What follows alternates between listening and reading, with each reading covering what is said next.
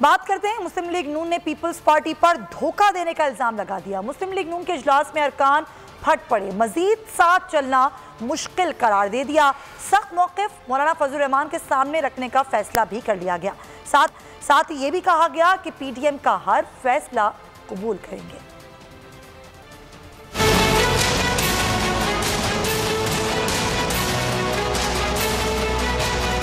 मुस्लिम league नून peoples party से नाराज, मजीद साथ चलना मुश्किल करार दे दिया।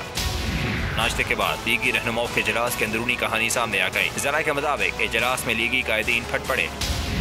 कहा पीएपी के सेनेटर्स की पीपी को हिमायत से सब चीजें सामने आ गई। सबको पता है बीएपी किसके कहने पर पीपी को वोट देने जा रही है। पीपल्स पार्टी अब सरकारी अपोजिशन बनने जा रही है।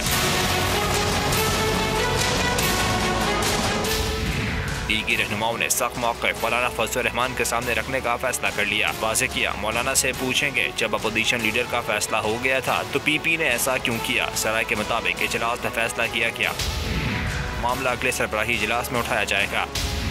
पीपल्स पार्टी ने धोखा दिया, फिर भी पीडीएम का हर फैसला तस्लीम करेंगे। सब्सक्राइब करें और बेल दबाएं ताकि कोई खबर रह न जाए।